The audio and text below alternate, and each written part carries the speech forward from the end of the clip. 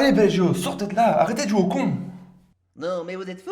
La maladie est encore là. Je sais que vous êtes affecté. Ah, vous vous foutez vraiment de moi. Je vous ai déjà fait dépister au moins 50 fois à chaque fois que nous nous sommes vus et à chaque fois ça a été négatif. Vous ne trouvez pas que ça devient ridicule là? Ouais, je sais que c'est comme les tests de grossesse et qu'il y a des faux négatifs. C'est le cousin de la voisine de mon docteur qui l'a dit sur Facebook. Il a forcément raison. N'importe quoi. Mais quoi alors? Vous allez me laisser tourner ça tout seul? Déjà que les autres membres de l'escouade Atomium sont partis, vous aussi vous allez me laisser en plan? Hein? Vous avez bien abandonné vos abonnés pendant plus de 3 mois pour notre déménagement. Ils attendront bien que la maladie soit éradiquée, non? Ça c'est vraiment un coup bas, hein. Surtout que vous l'aimez bien votre nouvelle chambre. Oui, c'est vrai qu'il y a pire comme buanderie. Mais là n'est pas la question. Je n'ai pas envie de tomber malade. Surtout que la PlayStation 5 va bientôt sortir et il me la faut en premier. Je dois être enfant pour me battre au magasin. Et pour ça, vous accepterez de sortir de votre tanière. Et pas pour tourner la prochaine vidéo. Hein? Jusqu'à preuve du contraire, vous ne proposez pas un processeur AMD basé sur la troisième génération Ryzen Zen 2 avec 8 cœurs 3,5 GHz, une puce audio 3D personnalisée pour une meilleure expérience audio, un processeur graphique personnalisé Navy de Radeon, Ray Tracing, 10,28 teraflops, 16 Go JDDR6, 256 bits de mémoire vive avec une bande passante de 448 gigabits par seconde. Vous n'avez pas non plus un SSD ultra rapide conçu pour gérer des demandes spécifiques dans les jeux avec sa capacité de stockage qui est de 825 Go et la connexion est faite en PCI 4.0. Sans oublier la résolution 8K et une option 4K pour un lecteur Blu-ray 4K. Et donc, Belgio, vous êtes en train de me comparer avec la PlayStation 5 là? Mais c'est pas comparable. Justement, c'est ce que je dis. Écoutez, Belgio, là vous commencez vraiment à m'énerver. Je vais vous faire évacuer d'ici façon Dunkerque, vous allez voir, et ça sera sans masque ni gants. Je suis paré, ramenez-vous et j'éradiquerai votre maladie au lance-flamme. Il est tellement perché, je suis certain qu'il a réussi à créer un lance-flamme. Bon, Belgio, avec vous, j'aurais tout essayé. J'ai essayé la manière diplomatique, j'ai essayé la manière forte. Il ne me reste plus qu'une seule manière, la familiale. Familial, qu'est-ce que ça veut dire? Vous... Non! Alors, Charlotte. Si vous lui sonnez, je viens vous péter les dents. J'attends de voir. Et je mets même le haut-parleur, hein. Comme ça vous allez profiter du spectacle. Non, c'est bon, vous avez gagné. Je sors, mais à la condition que je prenne mes précautions contre la maladie. Oui, mais ça je m'en fous, mais grouillez-vous s'il vous plaît. En plus, c'est dans cette pièce que se trouve tout le PQ du camp, et on en a vraiment besoin là. Oui, c'est bon, je me prépare, attendez un peu. Comme ça se met. Allez, rentre. Vous ne me touchez pas. Je dois avoir le moindre de vos postillons pour pouvoir les éviter. Si vous tentez une quelconque approche, je vous crame les sourcils. Belgio, je n'essaie même pas de croiser votre regard. Allez, entrez dans le nouveau studio, on a une vidéo à tourner. Elle traite un sujet assez délicat, bien plus que la précédente vidéo. Oh, celui dans lequel on vous a traité de facho et d'anti-français en commentaire? Ah, ça va être chouette. Ah, exactement. Voilà, je sens que ce deuxième épisode va se terminer avec un vieux coup de faucille.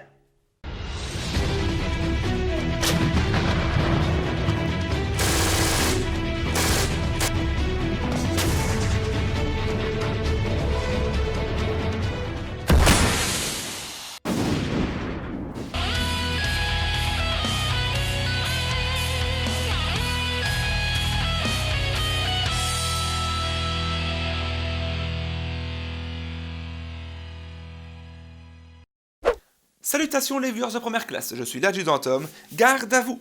Bienvenue pour cette deuxième vidéo du deuxième chapitre du livre rouge, un chapitre dans lequel nous parlons de la campagne de France. Avant de démarrer les explications, premier point, c'est que je suis désolé pour avoir mis autant de temps à tourner cette nouvelle vidéo facecam. J'ai déménagé, donc je suis dans un nouveau studio, dans une pièce qui est réservée vraiment pour le tournage et pour ma collection personnelle, et donc le temps de s'installer, de se trouver une bonne structure et essayer d'être le plus au point possible, ça a pris du temps, donc je suis désolé que vous ayez attendu autant de temps. Deuxièmement, dans la précédente vidéo, j'ai reçu des attaques personnelles de gens qui me traitaient de fasciste, de gens qui me traitaient de pro-gaulliste, de propagandiste. Je tiens à rappeler que moi à la base je suis belge, je garde un ton vraiment maximum neutre dans mes explications, comme la Belgique l'était par exemple à l'époque. Donc je base vraiment mes explications sur l'aspect historique. Je tiens à mes sources d'internet, de livres, j'ai une grande bibliothèque maintenant qui me permet de bien me référencer, je parle également avec des gens, bref, je ne prends pas de parti. Le seul parti que je prends, c'est celui de la neutralité. Pour cette vidéo, nous allons donc attaquer la suite logique de la précédente, où nous étions arrêtés au 10 mai 1940. Et pour m'assister, j'ai bien sûr mon premier sergent-chef Belgio, qui est bien sûr là, même si il a décidé de prendre ses distances, cause du Covid. Un premier sergent, ça va bien? Hey, salut à tous! Je vous préviens tout de suite, le premier qui s'approche avec ses postillons, moi je lui en claque une dans sa gueule! Merci beaucoup Belgio, mais s'il vous plaît, articulez parce qu'on vous comprend pas bien dans votre masque. Dans la précédente vidéo, nous avons vu comment la France avait géré son état d'après la Première Guerre mondiale. Comment elle s'était redressée économiquement, comment elle a géré le fameux crack, comment elle avait géré la montée du nationalisme en Allemagne ainsi qu'en Italie, et enfin comment elle avait géré le début de la Seconde Guerre mondiale, le 1er septembre 1939. Dans cette vidéo, nous allons voir ainsi la stratégie mise en place par la France pour cette campagne de France, et on va voir également les premiers combats jusqu'à la date des environs du 20 mai 1940. Pour démarrer cette vidéo, je vais d'abord vous faire un rapide récapitulatif des effectifs de la France et de l'Allemagne qui s'étaient prêtes à s'affronter. Ah, on va savoir qui est dans le coin gauche du ring et qui est dans le coin droit. Je vais d'abord commencer par le côté allié. Les Français alignent 86 divisions d'infanterie. Elles sont disposées sur le front de l'Est et ne sont pas forcément de qualité égale. Certaines divisions sont prêtes au combat, d'autres sont en cours de création ou alors en cours d'entraînement. Du côté belge, c'est 22 divisions d'infanterie qui se tiennent prêtes. Les Britanniques, avec le British Expeditionary Force, ils envoient 10 divisions d'infanterie qui sont pour la plupart en sous-effectif, alors que les Néerlandais, eux, alignent 10 divisions d'infanterie également. Au total, c'est 128 divisions d'infanterie pour environ 2 900 000 hommes qui se tiennent prêtes à combattre les Allemands. Tout ça s'est fait piétiner. Nous avions pourtant des joueurs dignes de la D1, non? Du côté allemand, c'est 141 divisions d'infanterie sur les 157 divisions disponibles qui se tiennent prêtes, dont un tiers de leurs forces sont déjà en état de combattre. Au total, ces 141 divisions d'infanterie, ça donne environ 2 750 000 hommes prêts à se battre contre les Français, les Belges, les Luxembourgeois, les Néerlandais et les Britanniques. Quand une nation envoie plus de divisions d'infanterie que 4 réunies, c'est que ça va envoyer du pâté. L'un des chevals de bataille de cette Seconde Guerre mondiale, ça va être l'utilisation des chars. Les Français envoient au combat environ 3000 chars. Des chars B1 bis, qui sont lourds et costauds, des chars Somua, qui sont eux plus rapides, des Renault R35, des chars Hotchkiss, qui bien que démodés en 1940, peuvent encore être assez utiles. Les Allemands envoient eux 2680 chars environ, des Panzer 1 A4, en sachant que c'est les Panzer II qui seront les plus utilisés, ainsi que des chasseurs de chars et des chars d'artillerie.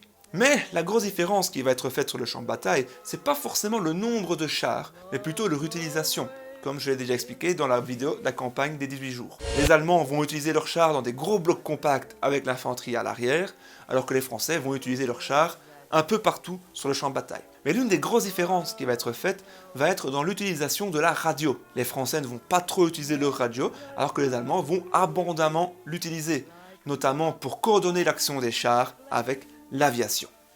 Mais vous vous répétez là, mon adjudant.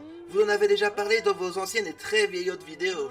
Oui, je suis d'accord avec vous, Belgio, mais je crois que ça coûte rien de le rappeler. Et je vais même enfoncer un peu plus le clou, pour bien que vous voyez la différence de préparation entre l'armée française et l'armée allemande. L'armée française avait envoyé au front 3000 chars, mais avait un manque assez important de canons anti-chars de 47 mm, et n'avait pas assez pour desservir tous les fronts.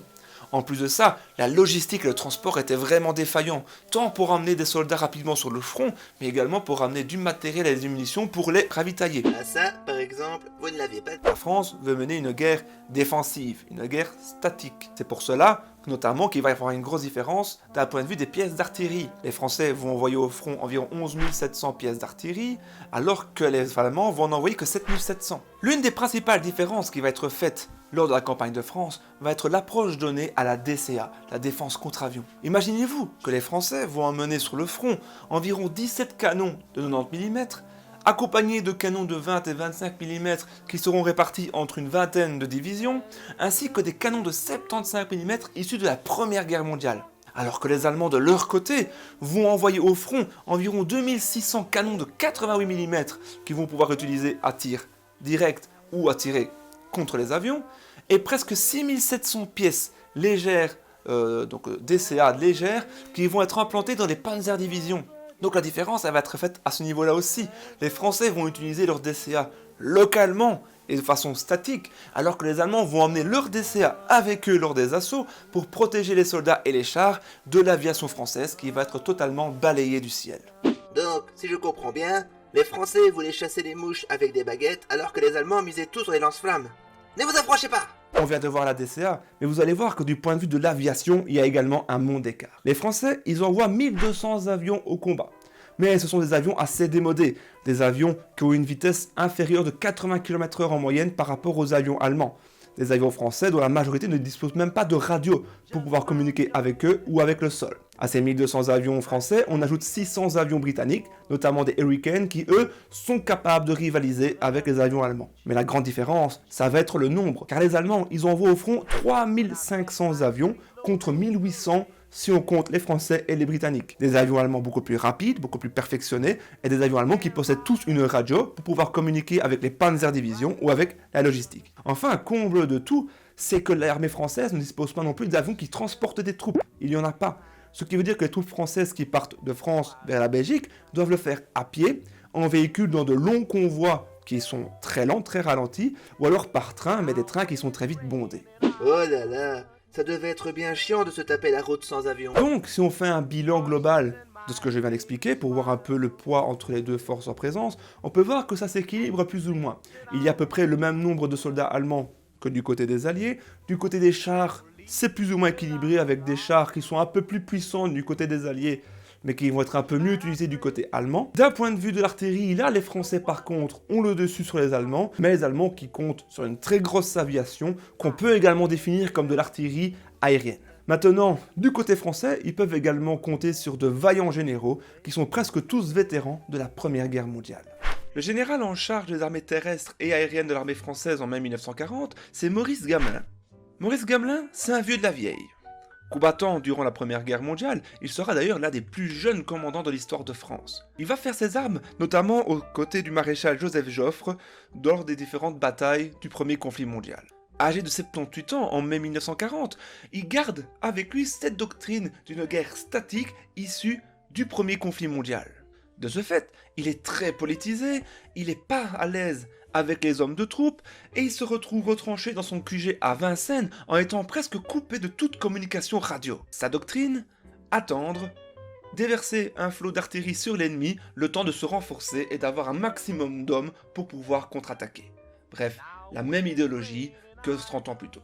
Le président Paul Reynaud disait même de lui qu'il aurait été parfait comme prêtre, évêque ou même comme préfet, mais ce n'était pas vraiment un meneur d'hommes. Le commandement allié, à la date du 10 mai 1940, va ainsi s'établir. Tout en haut, on retrouve donc le général Maurice Gamelin, commandant en chef des forces terrestres et aériennes. Juste en dessous, on retrouve le général Alphonse Georges, qui lui est le commandant du front du Nord-Est. En liaison entre le général Gamelin et le général Georges, on retrouve Aimé Doumenc, qui est major général. Le général Georges qui va donc diriger 3 groupes d'armées. Le premier groupe d'armées revenant au général Gaston Billotte, qui dirige 40 divisions d'infanterie. Le deuxième groupe d'armées revient au commandement de André Gaston Prételat, qui va diriger un total de 35 divisions d'infanterie, alors que le troisième groupe d'armées revient au général Benoît Besson, qui lui va diriger 14 divisions d'infanterie, principalement sur la ligne Maginot. Enfin, du point de vue du commandement aérien, le commandant en chef des forces aériennes, il s'agit de Joseph Vuillemin, alors que le commandement des forces aériennes de coopération revient au général Marcel Tétu. Enfin, la personne qui sera responsable de la zone d'opération aérienne du Nord s'appelle François Dastier de la Vigerie. Ça m'a l'air bien rodé cette histoire. En effet, Belgio, mais bon, tu vas voir, du côté allemand, c'est vraiment bien balèze aussi, c'est vraiment un autre univers. Vous allez voir que du côté allemand, c'est bien plus structuré. Ici, je vais vous expliquer l'état-major, surtout de la Wehrmacht, je ne vais pas trop parler des Waffen-SS. Le chef d'état-major de ce qu'on appelle l'OKW ou l'Oberkommando der Wehrmacht, c'est le Feldmarschall Wilhelm Keitel. Wilhelm Keitel, il a sous ses ordres 3 autres OK, l'OKL, l'Oberkommando der Luftwaffe, le Marschall Hermann Göring, l'OKH, donc l'Oberkommando der Heer, le Feldmarschall Walter von Brauchitsch, et l'OKM, l'Oberkommando der Marine, le grand amiral Erich Heider. On va se concentrer maintenant vraiment que sur l'OKH, donc l'Oberkommando der Heer, donc la Heer c'est l'armée régulière allemande, on peut voir que von Breuerich y possède sous ses ordres 3 groupes d'armées. Le groupe d'armée A du Feldmarschall Gerd von Rundstedt, qui possède quand même 45 divisions d'infanterie dont 7 divisions Panzer, dirige quant à lui 3 armées. La 4e armée de Gerd von Klug, la 12e armée de Wilhelm List et la 16e armée de Ernst Busch. Le groupe d'armée B est dirigé par le Feldmarschall Fedor von Bock, qui dirige lui 29 divisions d'infanterie dont 3 Panzer-divisions. Celles-ci sont réparties dans 2 armées, la 6e armée de Walter von Reichenau et la 18e armée de George von Kuchler. Enfin, le Feldmarschall von Brauerich a sous son commandement le groupe d'armée C, qui est dirigé par le Feldmarschall Wilhelm von Lieb, qui dirige quant à lui 19 divisions d'infanterie qui sont réparties entre 2 armées, la 1re armée de Erwin von Witzelben et la 7e armée de Friedrich Dollmann. Ouais, c'est pas mal, mais ça n'a rien à voir avec l'univers Marvel.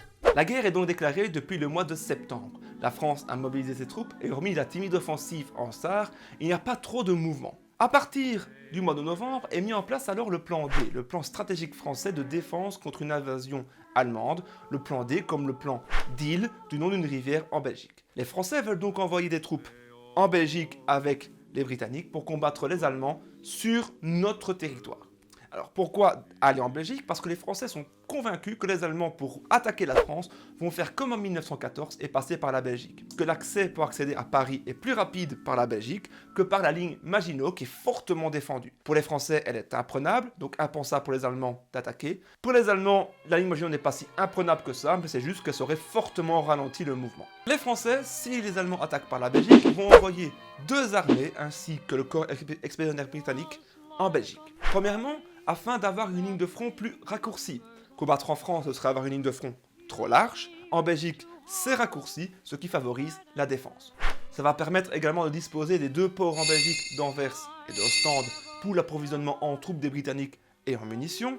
Ça va permettre de se rapprocher du bassin de la Ruhr, où se trouvent les grosses usines allemandes. Donc si on arrive à placer les Allemands en Belgique et à les maintenir à cet endroit, on pourrait bombarder l'Allemagne et ses sites industriels, tout en s'éloignant du bassin industriel du nord de la France, ce qui va permettre de les maintenir en état pour produire des chars, des munitions et amener des renforts. Bref, du point de vue français et britannique, le mieux c'est vraiment d'attaquer les Allemands en Belgique. Ne pas faire une blague sur le mot front, ne pas faire une blague sur le mot front, ne pas faire une blague sur le mot front. Le plan D est donc bien rodé. Mais un événement va venir changer la donne, c'est l'incident de Maasmechelen. Alors ça, j'en ai déjà expliqué l'histoire dans une précédente vidéo. Mais en gros, l'incident de Maasmechelen, qu'est-ce que c'est? C'est un avion allemand qui va s'écraser en Belgique à Maasmechelen en janvier 1940. Et dans cet avion se trouvaient tous les plans d'invasion allemands. Les plans qui montraient que les Allemands attaqueraient la France par la Belgique et les Pays-Bas. Ça va changer la donne. Parce qu'il va falloir modifier le plan D, qui va devenir le plan d'Il-Breda au mois de mars 1940. Breda étant une ville aux Pays-Bas. Le général Gamelin, qui avait déjà en tête, au mois de novembre 1939, d'amener une armée française à la frontière entre les Pays-Bas et la Belgique pour soutenir les 2 nations, va donc envoyer la 7e armée française du côté de Breda, aux Pays-Bas, pour soutenir l'armée locale. Le plan d'Il-Breda est donc constitué de la sorte. La 7e armée française se trouve aux Pays-Bas, du général Giraud. En dessous, vous avez le British Expeditionary Force du général Gort. En dessous, vous avez la 1re armée française du général Blanchard. En dessous, la 9e armée française du général Corap qui va devoir défendre la Meuse jusqu'à Sedan. Et après, vous avez la 2e armée du général Unsiger qui est là après Sedan. La 7e armée française est d'ailleurs une armée qui est considérée comme la mieux entraînée, la mieux équipée, la plus mobile. C'est pour cela qu'on l'envoie au nord de la Belgique, mais elle constitue surtout la seule armée de réserve dans la région. Donc en gros, il n'y a pas d'armée qui peut venir en soutien des armées qui sont déjà présentes en Belgique et aux Pays-Bas.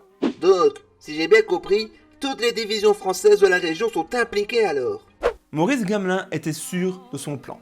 Maurice Gamelin avait la réputation d'être un général prudent, même trop prudent pour certains. Lui, sa stratégie, elle était purement défensive mais pas offensive. Maurice Gamelin a combattu durant la Première Guerre mondiale, dont il a tiré les enseignements. La France et les Britanniques avaient défendu pendant plusieurs années, tentant des offensives qui à chaque fois ont été inefficaces. Alors pourquoi est-ce qu'il veut faire une tactique défensive et pas offensive? Eh bien en fait, il veut surtout gagner du temps. Maurice Gamelin a toujours dit qu'il estimait que l'armée française serait vraiment prête pour de grandes offensives qu'en 1941. Il voulait donc faire stagner la guerre en Belgique, le temps que l'armée française soit constituée quelque chose de puissant pour pouvoir contre-attaquer, tout en espérant l'entrée en guerre également des États-Unis lors de l'année 1941. C'était vraiment son objectif en voulant faire des blocs défensifs dans le centre de la Belgique. Allez, lance le coup d'envoi de la guerre, tout le monde attend.